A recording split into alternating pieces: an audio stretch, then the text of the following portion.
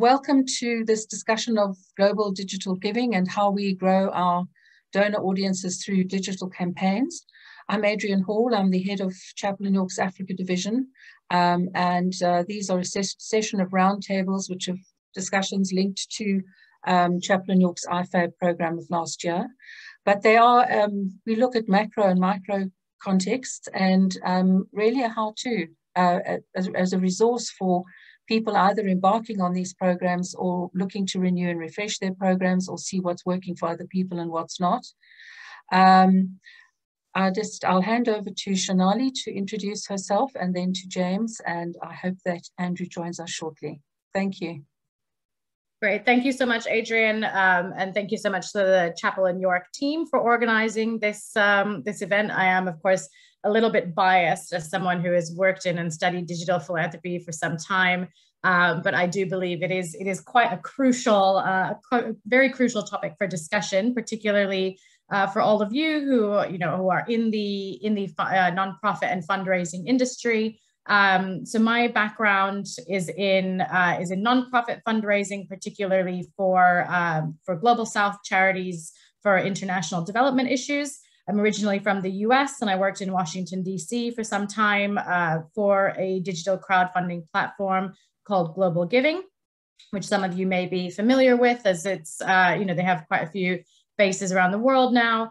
So I became quite interested many years ago in this topic of digital fundraising and particularly crowdfunding and how nonprofit organizations and charities might be able to use digital crowdfunding and digital philanthropic resources to mobilize funds from individual donors. So after working for the crowdfunding platform, I also worked for several nonprofits around the world.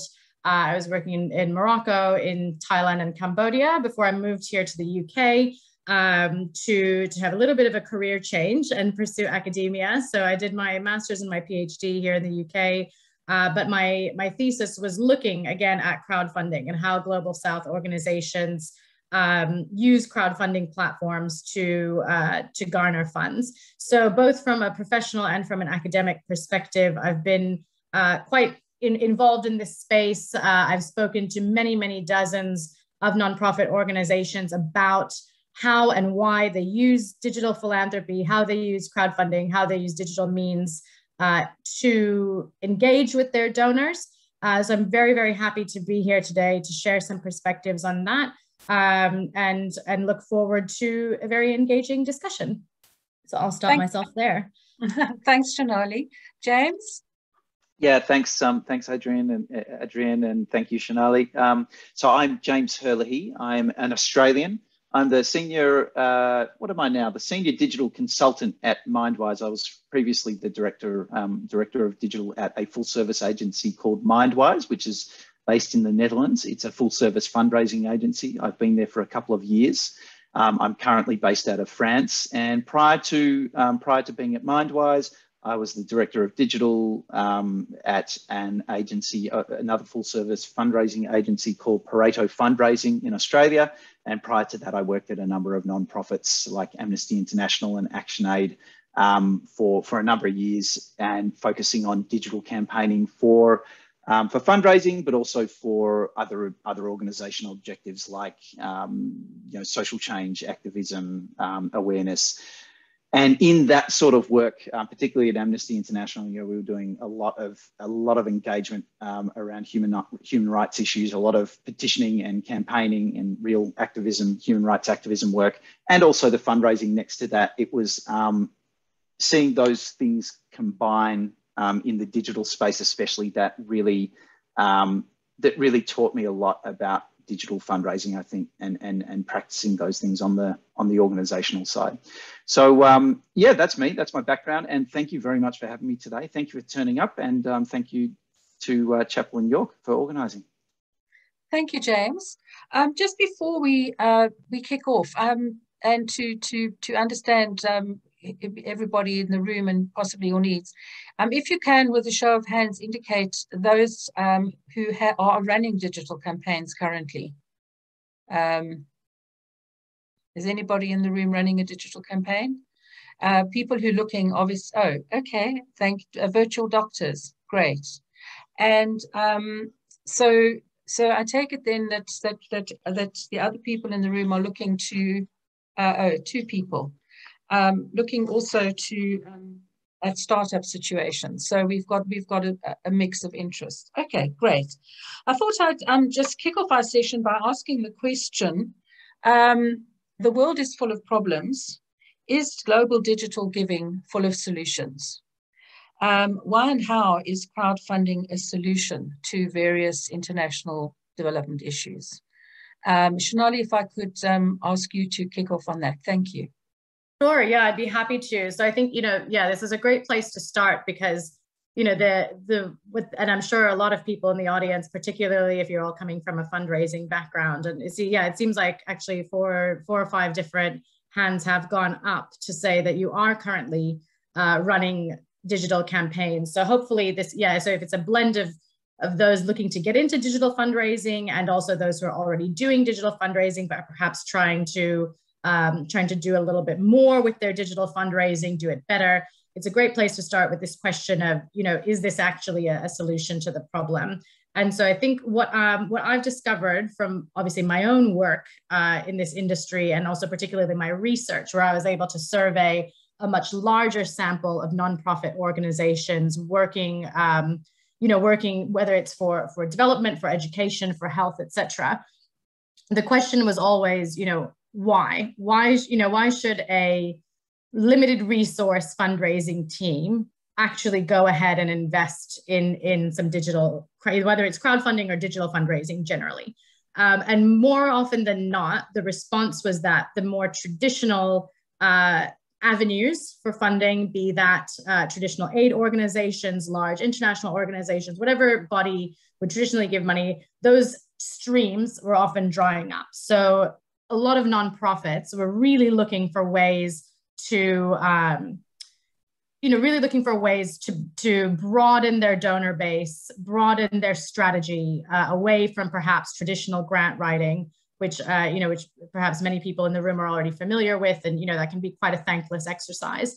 So how do we really mobilize our networks, mobilize our social networks, mobilize our philanthropic networks onto digital spaces, particularly in an era where everything is becoming more digital, fundraising is becoming more digital, social media, as I'm sure we'll talk about a little bit later on this afternoon, social media is sort of, become the be all end all of how people get the word across. So I think that's where, it's certainly crowdfunding and digital philanthropy is not the solution, but it can be a solution. And speaking, on behalf of colleagues, former colleagues of mine at Global Giving and those at other platforms, I think all of them would agree when they say that it's certainly not the only way to fundraise going forward, but they like to use the phrase a tool in the toolkit. That fundraising is not a one-stop shop, as I'm sure everybody here knows. It's a little bit grant writing, a little bit perhaps CSR and relations with the private sector, a little bit individual giving, and a little bit digital fundraising as well. And so I think the more organizations and fundraising teams can diversify and find many solutions to their funding gaps, that is actually a much healthier and much more sustainable fundraising strategy. And I'm sure I'm preaching to the choir here. So I think that's really a great place to start the discussion of it is not a silver bullet solution, as they say in the States. It's not a miracle cure to all of your funding woes, but it is definitely something that is really worth investing some time in and doing it well, so that if there is a major funder that pulls out, or you lose a pocket of funding, or a grant application is not successful, that it's not going to mean lights out for your organization. And I think that's the real goal. So I'll stop there for now. I'm not sure if maybe if James has thoughts on this as well. Yeah, thanks, Shonali. Yeah, I absolutely agree on that point about diversity, and that silver bullets rarely exist. If you're an organization with the right mission at the right time in public discourse and what's relevant to the public, and you can sometimes launch a campaign that will catch on and that will have immediate positive return and go wild. But for 90+% of organizations, no, it's not going to happen like that. It takes time, and digital is not. Well, it's interesting. You know, I think the question for established organizations, it's definitely, you know, you need a portfolio of channels and fundraising approaches. For new organizations they're completely new in this and are saying, right, we want to do our first steps with fundraising. What should we invest in? You know, pending the cause, pending where they're at, you know, you might start with digital because you might have a limited budget and you can't do everything at once. So anyway, sorry, that's just responding, but I very much support what Shonali was saying there. I want to add a couple of points, because I do believe that digital fundraising has a huge future, like I know we all do on this call, I'm sure.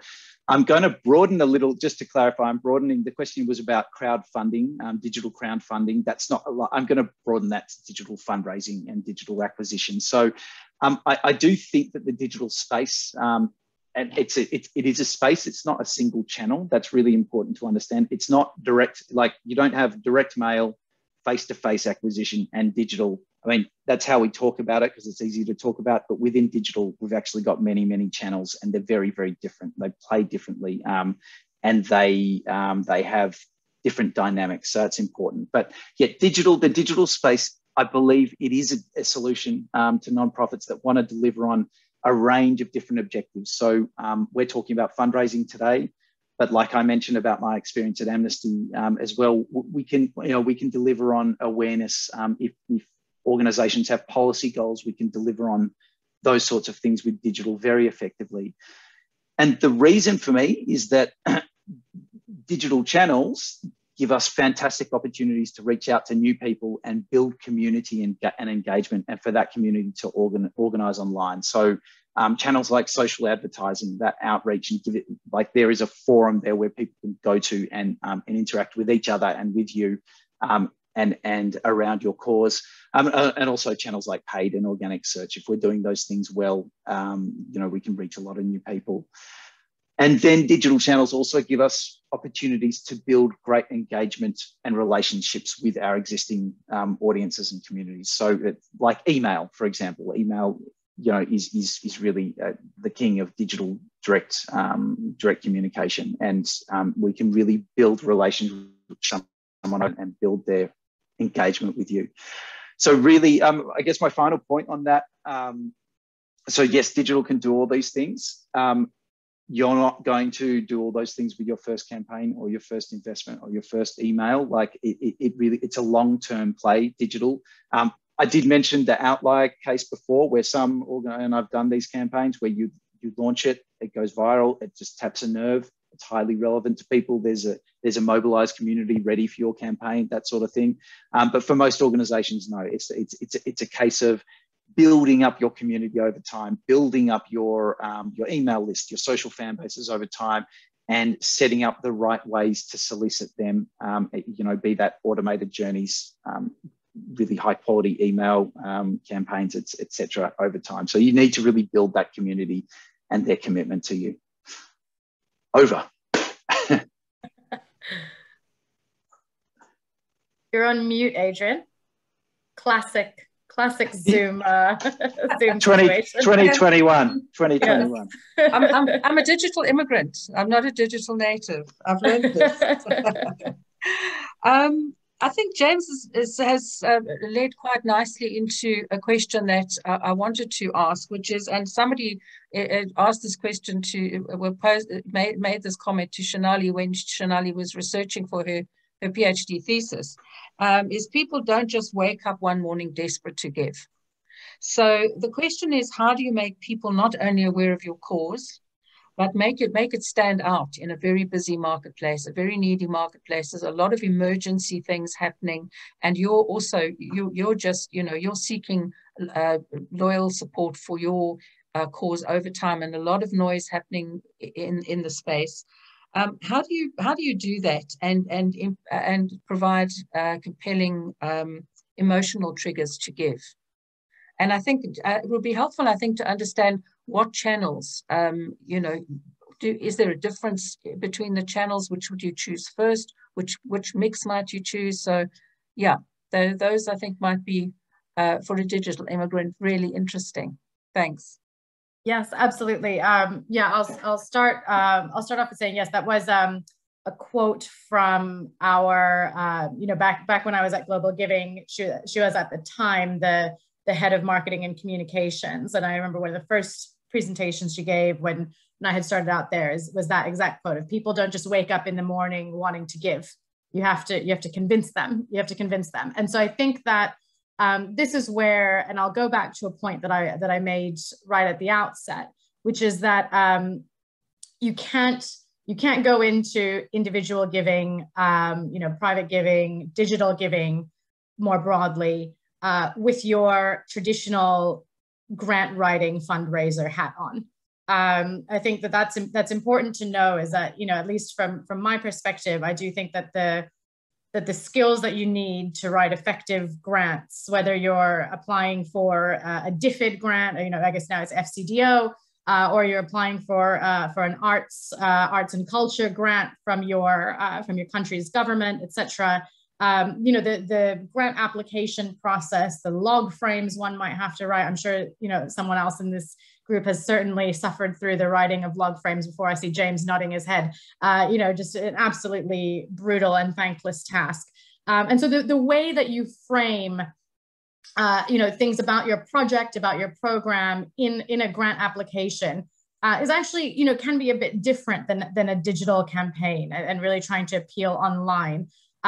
Usually online, there are things like, you really want to, I hate to use this phrase, you want to sort of, like what Adrian was saying, appeal to someone's emotions. You want to have nice imagery. You don't want to have large blocks of hundreds of words of text as you might in a grant application. You want sort of a short and sweet message, really captivating. Obviously in an email, we can all think about, how much attention span we have when we're reading an email, when we're sitting in a cab or in an Uber. You really want to capture someone's attention within the first few seconds of them opening an email before they immediately flick through and delete it, right?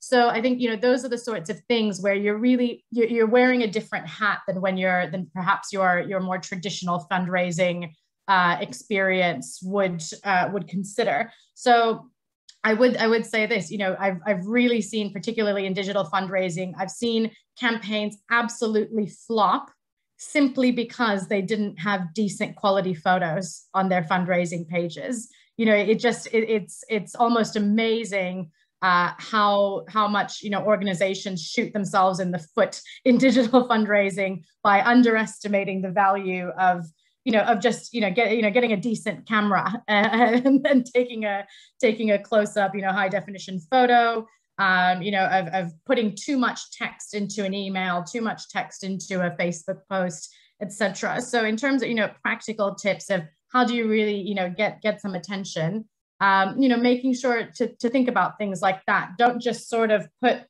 social media fundraising, digital fundraising on the back burner and think, oh yeah, I can just whack something together. I can copy paste some text from one of the grant applications or something like that, whack it into a Facebook post or into the body of an email. It does really involve a little bit of its own strategy and its own thought process about what this question of what motivates people to give, even if it's someone deciding what organization to give their $50 to or $100 to. People take those things very seriously, and you want to make sure that you've appealed to the average person in a slightly different way than you would appeal to a large grant making organization. So I'll stop there for a second. I'm sure James has got, as someone who has also suffered through the grant writing process, I have some things to add here.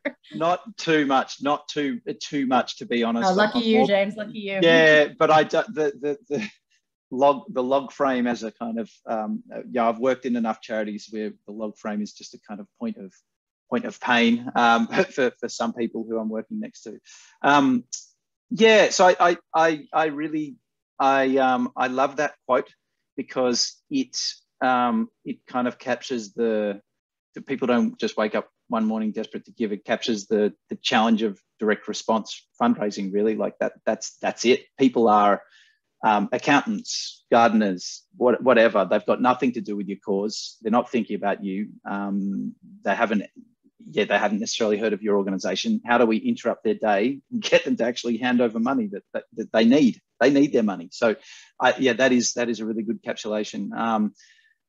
And I really like what you were saying, Shonali, about the sort of direct response tactic, like, you know, the need for the fast attention grab, the need for the emotion. Like this for at Mindwise and where I've worked previously, you know, we talk a lot about direct response tactics, and direct response is a real art. Direct response fundraising, it can seem simple, but even simple messaging really, like, it takes a great creative to execute. I'm going to just share a couple of examples that I've got, that I had from a previous roundtable. So just Shonali, when you were talking, you kind of just inspired me about this picture. I really like this as a capture of what you were talking about, the ad on the left. So this is what I would call a direct donation like campaign flow.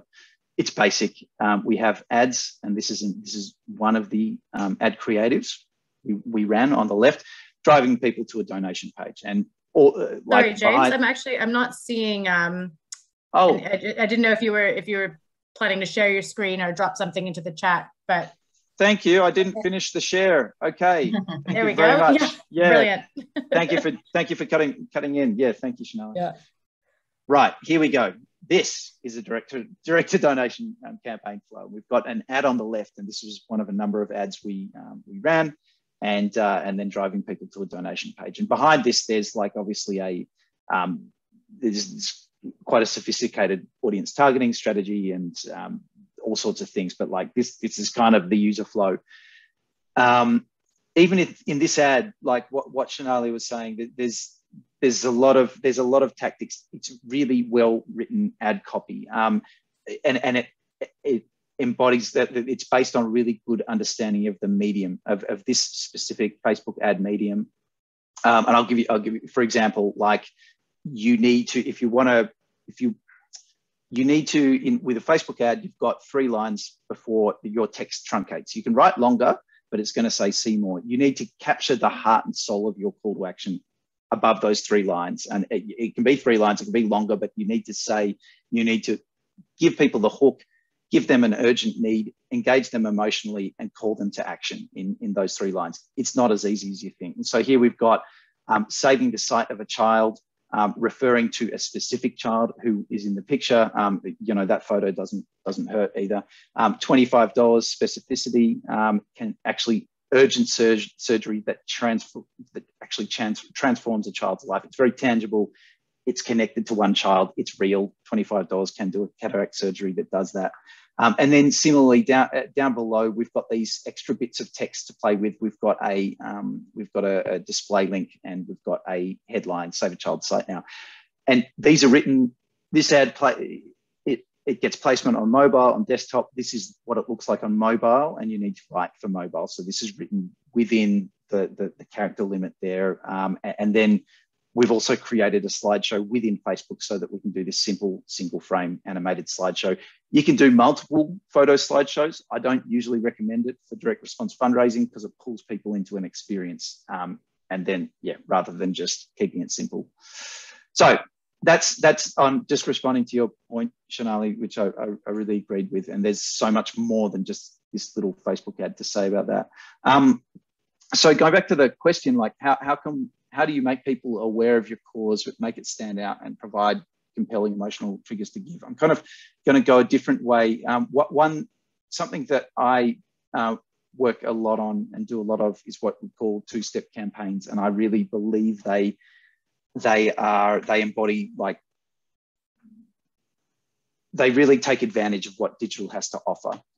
So a 2-step campaign is basically where we have a first non-financial engagement, which is called lead generation. I hate that term; it's very commercial, but it's lead. That's, people understand it. We capture a lead, we take them on some sort of supported journey, and then we try to convert them to become a donor. So that can be things like, this is a brochure. So what I would call a value exchange. We're offering people a brochure about thrombosis that is actually useful to them, then we try to convert them into a donor. This is a quiz, a fun type of quiz. Which Australian animal are you? This is a game, an online game, which you go through for the Heart Foundation in the Netherlands. You go through, you do levels, and it gives you information in between each level, like useful little bits. A petition, animal rights petition, a hand raiser, or in this case, a paw raiser for the bears, because they have paws, not hands. So the hand raiser is more where we are inviting people to confirm or affirm a values-driven statement. So all these things are ways into the organisation. Now, like to go back to the question, which is how do you make people aware of your cause and sort of bring them in? This is what's brilliant about digital, because we can offer them these low barrier things that is not asking them for money as a first step into your organisation. It brings them in, and then we have an opportunity to continue the conversation with them and try to guide them through to donors. So yeah, I would encourage people to think about that. Like when we think about what we're doing with people online,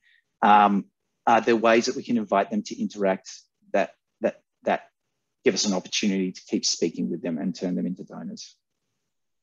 Thanks, James. I have a question just on that, and I just wanted to say to everybody, please, would you let me know if you want to ask a question, put your hands up, and very happy, of course, to have a conversation.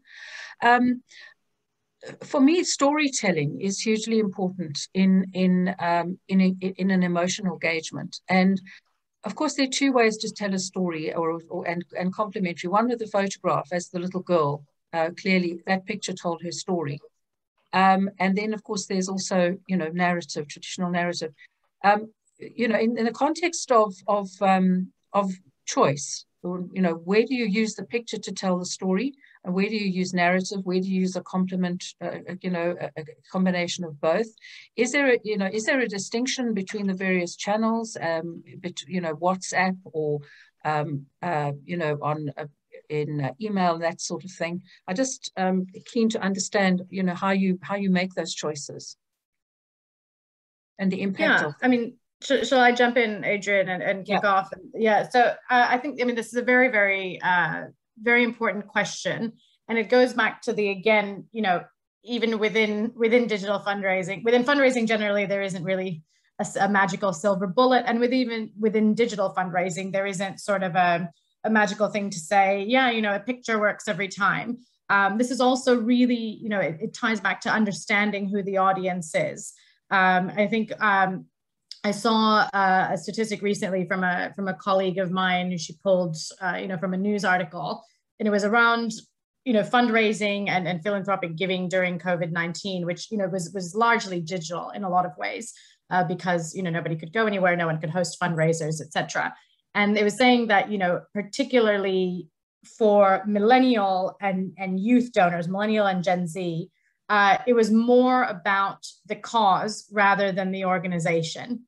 Whereas for older donors, so perhaps, donors over 40, over 45, over 50, they were still, going with, these are organizations that I've trusted for a long time. My parents used to donate to them. I donate to them. So there's a real shift happening, among almost a generational shift happening between sort of name brand organizations and brand recognition of organizations and an affinity to a particular cause. Whether that's climate change, health, education, etc.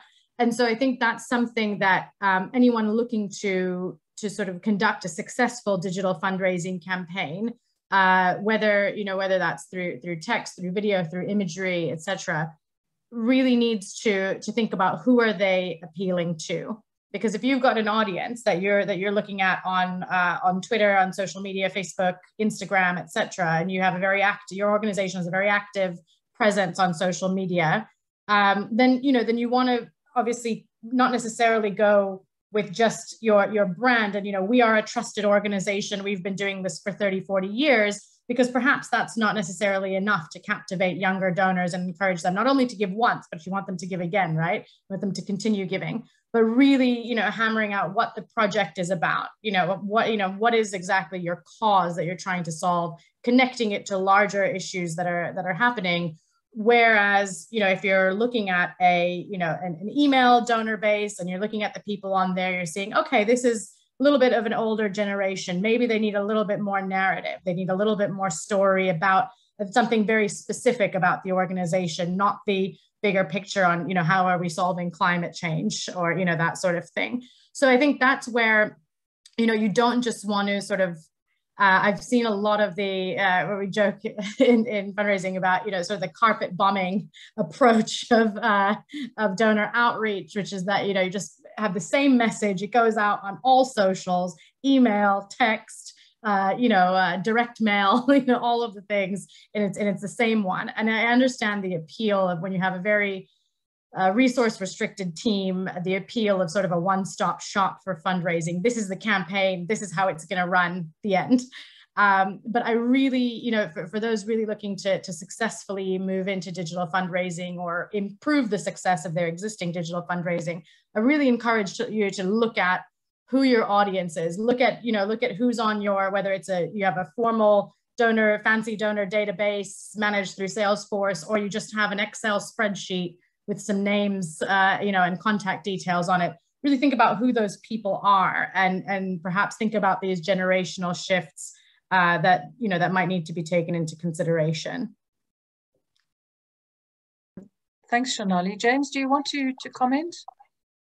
Yeah, sure.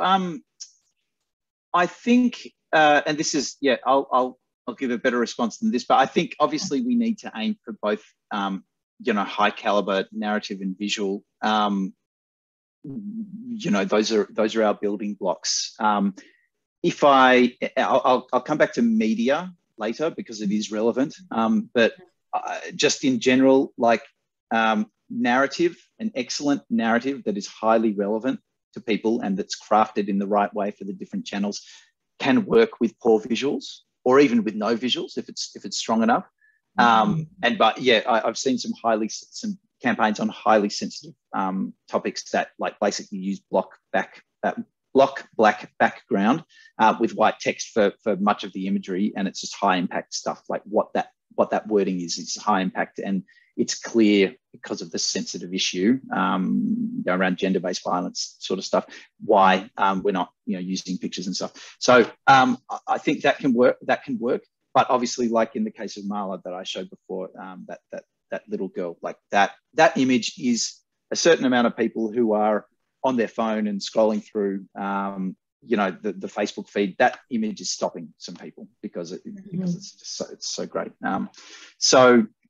And yeah, just with that narrative, like, so, okay, so if I'm saying narrative is highly important, and sorry, and back to poor visuals or no visuals, often, you know, poor visuals are better than highly crafted, you know, expensive looking advertising shoot type stuff. In fact, I would always go with the rougher, readier stuff that looks like it's real and taken on a phone than something that looks like, than something that looks like it was a photo shoot by a big charity that probably spent $20,000, $30,000 on that. That's terrible. Like it needs to be real, because what we're doing, whether it's the visual or the narrative, we're trying to convince people of a real need that they can emotionally connect with, and you don't emotionally connect with actors who are acting like they're in a predicament so much, you know. And that's the objective, not to look beautiful. Like looking beautiful is the objective of comms. So yeah, we want narrative that really very quickly, like Shonali was saying, was saying before, that really quickly conveys the donor's impact and their ability. Like, you know, $25 can change a child's sight and life. Like that's a quick get, and connects the donor to the beneficiary. This is a real 101 for fundraising. Any channel. Avoid saying we are doing this and can you give us some money to do that? Like say, you can do this. Connect the donor straight to the beneficiary and the impact, and you're in the background. Like that's what we're trying to do. So yeah, coming back to medium, when you know photograph and narrative. Yeah, medium absolutely is relevant for how we use those things. And so obviously there are like highly visual media like Instagram, Pinterest. Not sure how much, you know, significant strategic fundraising is done on Pinterest. I'm sure there are some success stories.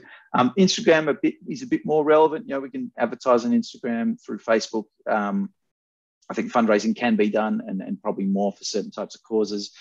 And then we've got our longer form stuff like blogs, emails, and yeah, narrative is very important. You need to be clear what you're trying to do and structure. So if we're writing a blog that fits into a fundraising campaign, then maybe we're trying to build audience for people who go to that blog. We can retarget them. Okay, that's great. But we also want to probably structure a few well-placed calls to action in amongst that. It's a waste of good long-form content that engages people if we don't put some calls to action, like some donate links throughout that in an appropriate way. I'll probably leave it there. That's great. Thanks, James. And while you're talking, I mean, I love the phrase "interrupt your day." I think if you've interrupted somebody's day, that's you're at first base, and maybe you're in base. But once somebody's donated, and one of the things I find as somebody who does give to causes, and is I'd like to know feedback. What's happened? So once you've made the donation, I find sometimes with some of the charities I have supported and frankly then stopped is I don't get feedback on that same channel. I keep getting asked, but I don't get feedback that says, as you would in a traditional fundraising model, stewarding your donors, making sure they keep giving. How's your, what impact is, even if you give £5 or £10 or 500 Rand or 1,000 Rand or 25 Rand, if you're in South Africa, for example, how's that made a difference? Because, if you're earning a little amount of money, 25 Rand's a big gift. For some people, 25 Rand's a major gift. And how do you acknowledge that, recognize that, and say it's made a difference? Yeah, I think this is a really, really important point, Adrian. And so this is where I can, I can give a specific example of, of good practice from my previous team at Global Giving, who, again, we're a crowdfunding platform. And as James said, there's a much broader, a much broader world of digital fundraising and digital philanthropy outside of crowdfunding. But this is, just the example that we've used. So when an organization joined Global Giving, they'd post their project on the platform, they'd fundraise for it, and they would get, however much funding from public donations. And a lot of them were small donations. Anywhere, the average donation, I think, on Global Giving was, was less than $50. So these are, people like all of us sitting here who, maybe we can give $50 or maybe we can give 500, but we're certainly not really in a position to give 5 million. So this is the sort of thing that a lot of digital philanthropy is looking at. It's like the campaign example that James shared of, $25 can really make a difference for someone. Those are the sorts of appeals. But then after you give that $25, you do sort of want to know whether or not it went to someone's eye surgery, and whether or not it helped Marla see again. And so I think that's where Global Giving, one of their practices was that every quarter, it wasn't a full report. So this is where, it's people get really gun shy about reporting, because again, anyone who's been a fundraiser knows what a demonic experience it is to have to report upwards on every single grant penny you've ever received, and fill out, if you've received a grant for £5,000, you have to, spend every quarter or every 6 months writing a 50-page report on how that $5,000 was spent, even if it was, even only 1% of your budget. So I understand that people are quite gun shy about ever, seeing the words reporting requirements. But basically what Global Giving say is that, it's essentially almost like the report is like a mini blog post. Again, you have some photos there. They can be photos just taken on an iPhone, like decent quality images, but nothing like a photo shoot, nothing too staged. Just, it could be the project manager's phone, snapping some photos of, the kids in school in their school uniforms, for example. And that's what, that was what the project was fundraising for. Some images, maybe a paragraph of text about how many kids got their school uniforms this term. Here's them on the first day of school in their uniforms. And then basically that gets emailed out automatically via the crowdfunding platform. That gets emailed out to everyone who donated to the project. And so again, you don't have to be on a crowdfunding platform to do that. You can just make that your internal organizational policy to say that every 6 months, we're going to send a little blurb update, you know, with some photos and a little bit of narrative text via email, or, you know, on Facebook, shared on Facebook, etc., about this specific project. Because then, you know, that exactly what Adrian said is that what happens is you get donor fatigue. You get donor fatigue very quickly, even if it is just your £50 donors. They get fatigued at being asked for £50 over and over and over without actually ever seeing where that £50 went, or whether or not the uniforms are purchased, or whether or not, you know, the eye surgery was paid for. So I think that's something really to remember for anyone in the room who is a fundraiser, is that, you know, even small donors, small individual givers, the way to retain them and encourage them to give again is that they can really see that even their drop in the bucket has made even a little bit of difference. And so I think that's certainly something that was best practice from my previous organization, and something that has been very, very effective for a lot of the nonprofits that I've spoken to over the years. Great, thanks, Shonali. James, do you want to add to that?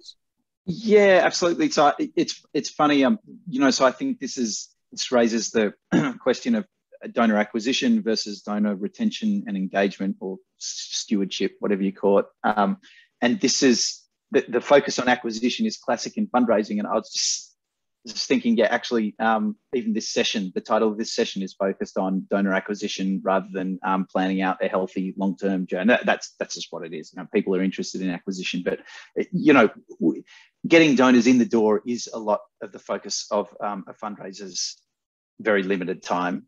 And so, yeah, like your experience says, you know, often it's the follow-up communications and the follow-up journey that falls by the wayside, which is a real pity, because it's so important, because it is way cheaper and easier to get more donations out of someone who has made the financial commitment to you and donated before than it is from new people. So it doesn't really make sense, but we all have our targets, and you know, we need to achieve them. We've got limited resources. It was interesting. Mindwise took part in a global fundraising scorecard report, which you can find online. It was led by Salesforce and Next After. Next After is an agency in the United States.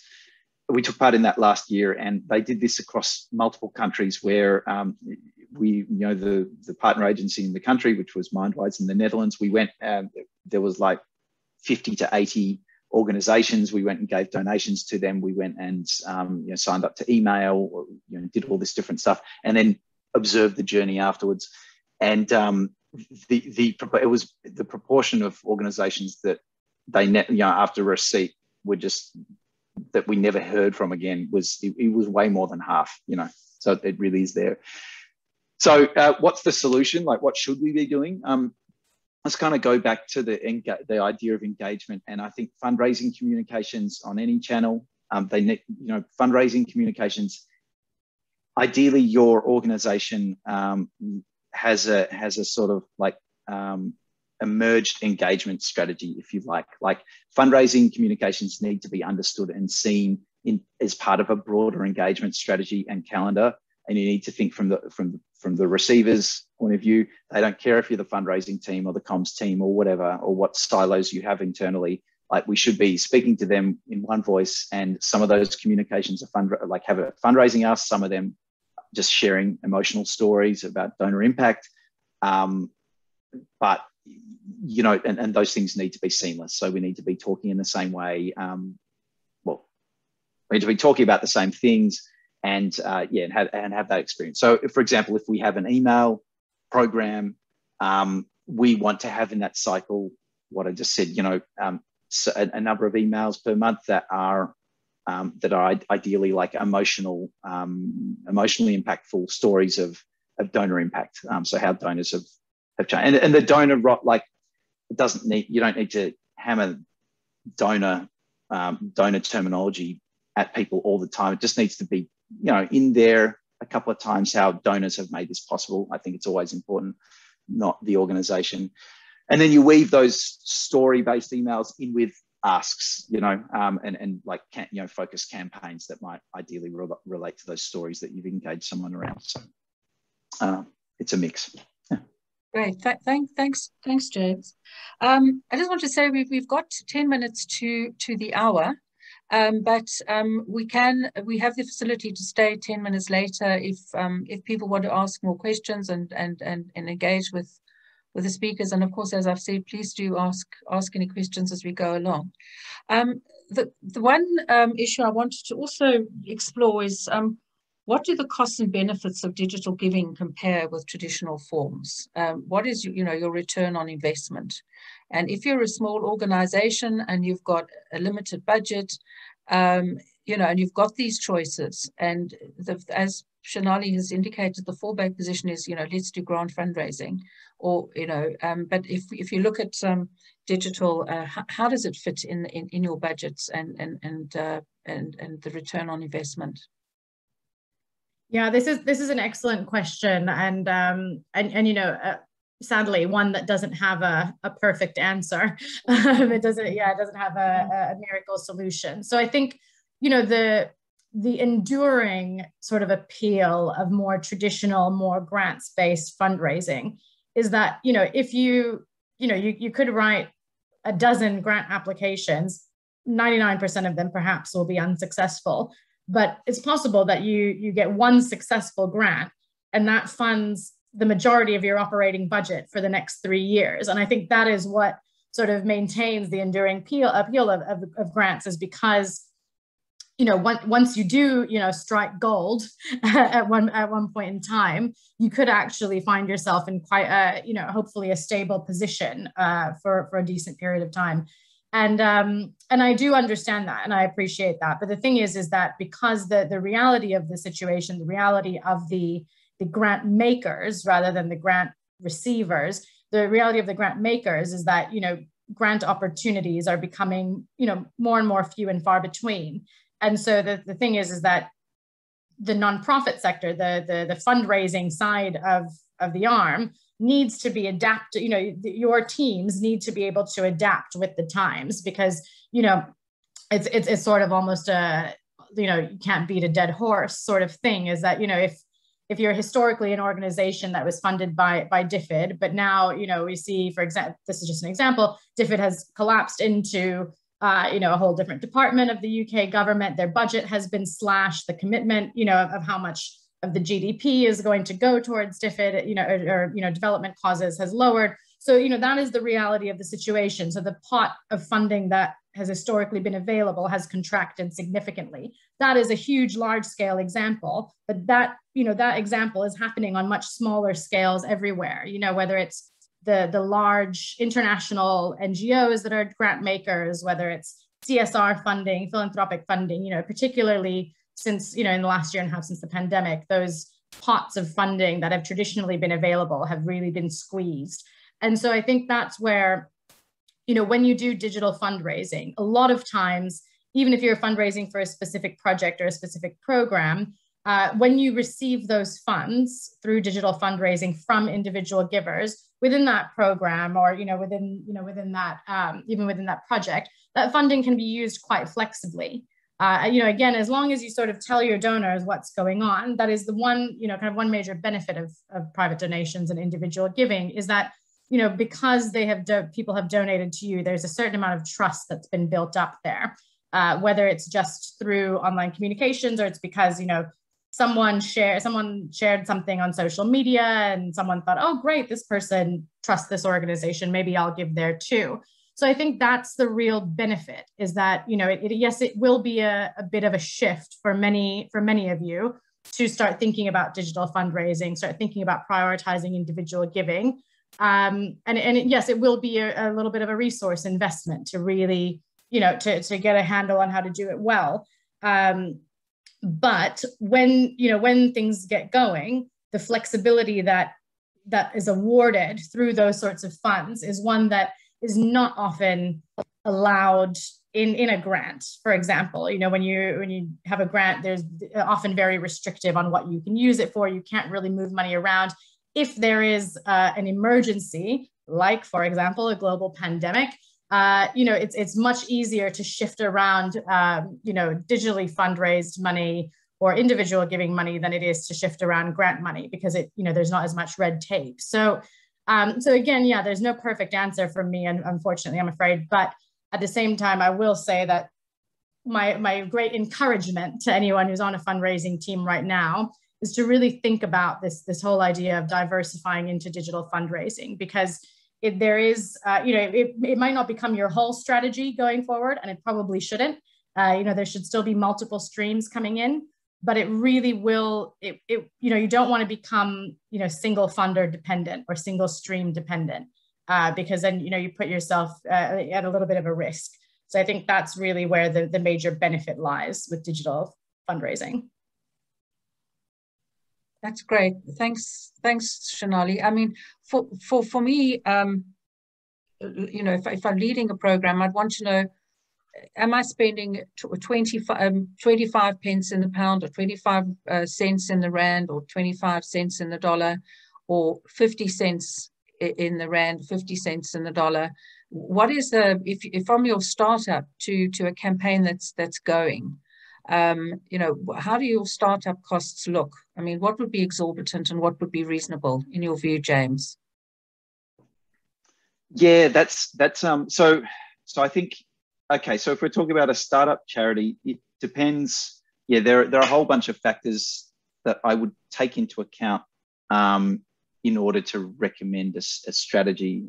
So yeah, definitely what your budget is. Like that's the first, because you might in reality have a budget for a test, you know, a single channel test. We could do a light, fairly simple lead generation test and see how a particular market responds to your cause and proposition. Or if you've got a high level of budget, okay, we can, you know, we can do more of a multi-channel campaign and put in a whole lot more layers of tests to learn a whole lot more at different levels. So, yeah, sorry, Adrienne, could you repeat the question? Well, no, it's really just, you know, looking at if you're embarking on digital, what is a reasonable startup cost? If you're looking at, you know, what am I going to spend and what am I going to earn? And if you take the unit, say a rand size, most people in this, I see in fact, everybody on this session is from South Africa. You know, how many cents in the rand? I've got to spend 25 cents to earn a rand. I've got to spend, or 35 cents to earn a rand. And obviously in your startup phase, you're going to spend more at the beginning. So say, you know, 45 cents in a rand, and then over a year and 2 years repeat campaigns, that, you know, that could drop to say 10 cents in a rand.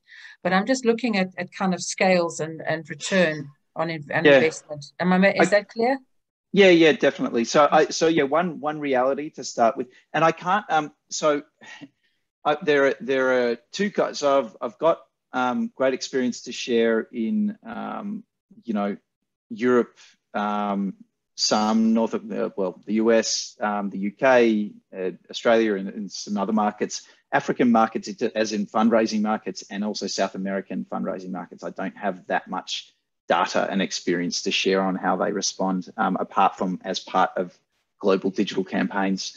But yeah, generally with digital, you're going to see a J curve. So if you're saying, okay, we want to invest, what's this going to look like for the first couple of years?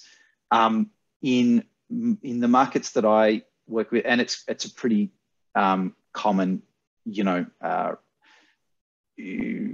gradient of return across all industries. You know, you make an investment, and for the first while, you have spent more than you are making back. So yeah, and then over time you break even, and you might be thinking in terms of doing that within a couple of years. That would be, you know, 18 months. Like agencies in the space will always tell you, oh yeah, we're going to break even in month 9 or month 12. Never believe them. That's not that's not realistic. That's not how it works. It does for some, like it works for the outliers. But for most of us, you know, if we're breaking even within a couple of years of sustained investment, then that's great. And then we can start to see our return go up. Now that is particularly with investment in a structural giving program, I should say, which I'd always recommend. Particularly with online. So we're recruiting monthly donors and building up that monthly donor base, and it happens over time. You can't do it all of a sudden at once, so you need to consistently do that. And then after 3, 4, 5 years, and then if you continue to do it, then your organization's really looking very healthy. Because you've got those monthly givers, you can forecast them. So great, thanks, James. I just wanted to say we're almost on the hour now, and I want to ask people on the floor.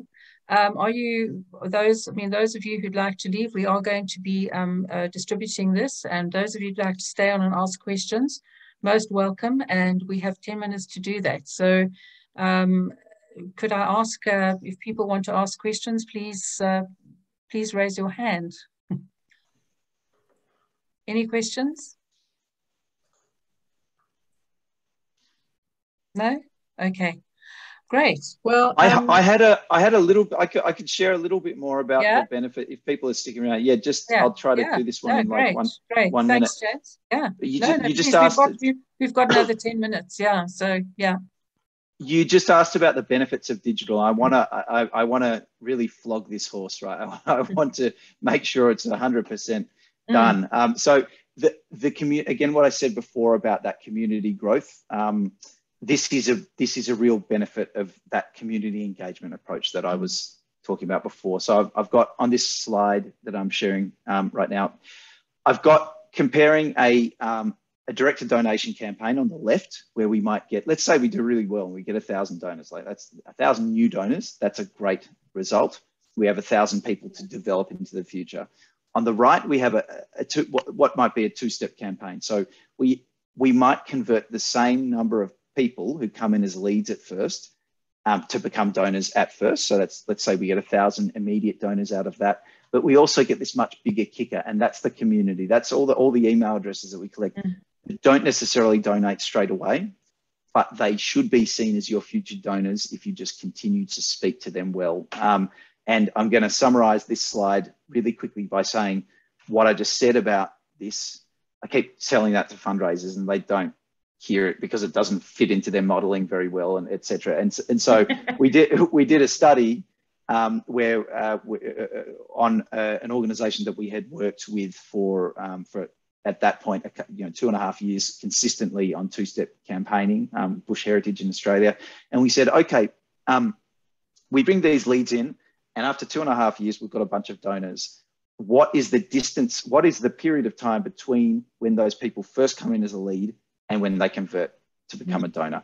Now, there's a big spike at the beginning, of course, between weeks 0 and week 6, because that's when we're calling them. They're in a welcome email journey, converting them. But then after that, there's a very long tail, and it goes as long as the study went. So I'm sure like now, 5 years later, it's just kept going. And these are people who have converted 20 weeks, 30 weeks, 40 weeks, 50, 60, 80, 100 weeks after they first did a quiz or something. And they've just been getting the emails, they've been doing whatever, and for whatever reason of their own, 100 weeks later, they have converted to become a donor for the first time. That is the value of this community that you build up, and that shows it, right? Whereas on the left, right, this is face-to-face, this is direct, well, direct mail is a bit different, but this is definitely face-to-face, or channels where you're reaching out to people, they become a donor or they don't. And that's kind of the ones that don't, off they walk, and we don't really add them to the community. So that's just another benefit I wanted to mention. Yeah, and James, before you, I just, as I say, I lost your great graphic there. But one of the things that I just wanted to mention, if we still don't have any questions for the floor, yeah, thanks, James. So basically, just about this community growth, and again, just speaking from my experience working with crowdfunding platforms and essentially training nonprofits on how to sort of build digital fundraising campaigns organically. So one of the things here too is to think about is that if you're not at the stage where you're generating, you know, again, lead generation, terrible term, but, you know, it is what it is. You know, think about the social capital that already exists within your organization. Think about who, you know, you personally and let's say 5 of the closest members of your team, who are the 10 or 15 people that you could think of off the top of your head that you would ask to make a donation to your organization. So that's your immediate sort of social capital. You'll also have your organization's social capital of your, you know, so your existing individual donor list. And so if you don't, again, some of you will already have the fancy, you know, Salesforce software and that donor management systems. Some of you might just have an Excel spreadsheet. If you don't even have an Excel spreadsheet of your individual donors, I would absolutely suggest that that is somewhere to start, is just start cataloging who has even given you 50 pounds, you know, really start thinking about that, because that is your individual donor community. And so again, you don't want to exhaust them. You don't want to keep on asking them for money. So sometimes what we always suggest is that, say, for example, if the inner green circle is the people who have already given to your organizations, your network, your core people, that's your social capital. Instead of constantly asking them for money, sometimes just ask them to share something on their social media. Ask them to forward an email or a text message with a donation link to 5 friends or 10 friends, because those are people who are not in your organization's, you know, social capital network, but they are the social capital of all of your existing donors and core, you know, core team members, core, you know, core network. And that's how, you know, so I'm, you know, ignore the words that James has got on the right-hand side. I'm sort of changing what these colors mean. But if the green is people you already know, you don't want to exhaust them, even just asking them for 50 pounds every 6 months or at Christmas or whatever, then, you know, ask them to do other things, ask them to engage in other ways, ask them to like something, share something, text somebody, text their mom. And then that's how you get that blue, you know, sort of expand that network to more leads, to more donors. And so I think that's where, you know, the crowdfunding mentality is this mentality of not just asking donors to donate again and again and again. That's all well and good, the recurring donations and donor retention. But how do you turn the existing donors into advocates for your organization? How do you turn donors into fundraisers themselves? Because then that also, you know, going back to Adrian's original question about when does, you know, if I invest, you know, 50p to every pound into this process, when does that start paying dividends? At least from a digital fundraising perspective, in a more organic sense, it starts paying dividends once your team does not have to do all the heavy lifting anymore. Once, you know, fundraising campaigns sort of run themselves, because you've got 50, 60 people you can immediately turn to and say, hey, can you post this? Can you share this? Can you bring in 10 people to donate 20 pounds or whatever have you? So I think that's this idea of community growth. You know, it takes on multiple meetings, and sometimes, you know, even if you're not at the level where you're thinking about tens of hundreds or tens of thousands of different leads, even if you're only thinking about 20, 30 leads, I'm sure everyone in this room right now can sit and come up with a list of 30 to 40 people they would immediately ask, you know, to participate in something like this. So that's something, it's just sort of, you know, if there are people in the room who have not engaged in digital fundraising yet and are really sort of at a loss as to where do I even get started, that's sort of what I would recommend. You know, just look at your existing individual donor list and start highlighting, you know, who do you think could be a real advocate for your organization, and bring in some new people so that you're not doing all of that heavy lifting on your own. I can't see my hand, but I hope the floor is still open for us to ask questions. Can I? Sure, yes. Thank you very much. Thank you very much for the insightful presentations on the broad aspects of fundraising. Given the vagaries and the complexities, the dynamism of the fundraising environment, especially in 2021, can you comment or share whatever insights you have on performance management and target setting in fundraising? What new insights do you think we may need to be cognizant of in this day and age? For sure. James, did you want to take a stab at this one? Yeah, sure. So performance management and targets. I will say, yeah. So do I have a quick slide? Okay. I will jump to a quick slide in a moment. If you're just starting out, I think it's really important to test and develop your, and that's I take it that's kind of the context of the question. Right, we need benchmarks. We need benchmarks for your cause in your context with your particular market and your particular audiences. And yes, if there are very like organizations that are very alike you, and you can access their results and data, then that's great.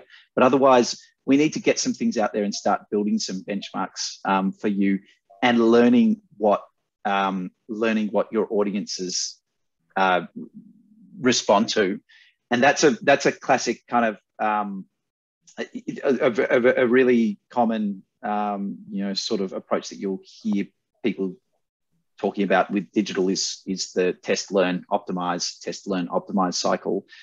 It's really important. It's something that sounds like a throwaway sometimes, but it is really important. I'm going to give you an example of what that. And so, yeah, so the reason I'm saying this is I think in order to set for targets to be smart, and they need to be based on data and be based on benchmarks that have rigor, not just picked out of the skies to something that a senior manager wants to achieve or something like that. I am going to show you, and this will be quick. With this two-step campaign example I was talking about before, we do a lot of these things. We have a process where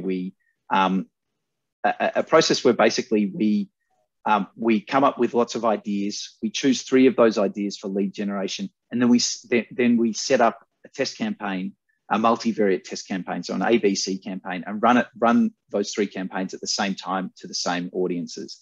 Gather data on that, and then make a decision on what to roll out and what to spend more on.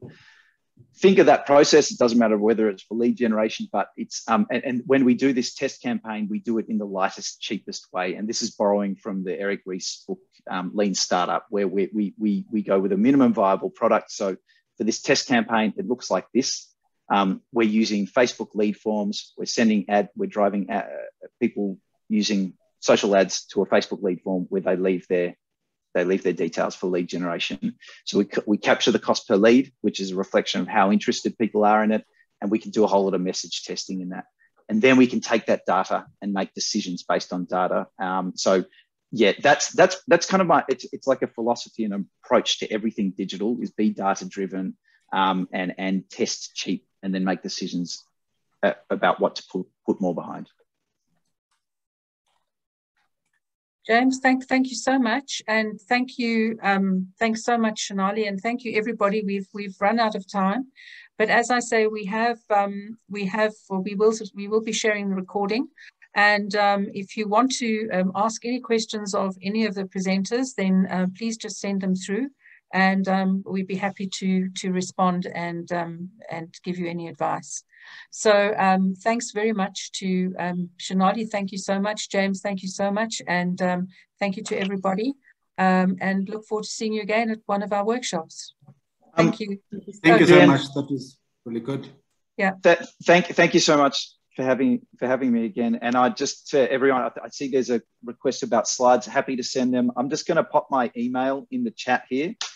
So if you want the slides or you want to talk to me about anything, please just get in touch via that. And yeah, really happy. Thank you again. And Shonali and Adrienne, I really enjoyed the time with you as well. Yeah. Yes, it was wonderful. Thank you so much. Thanks, Adrienne, for organizing. See you all. Pleasure. Thank you. Okay. Bye-bye. Bye. Cheers.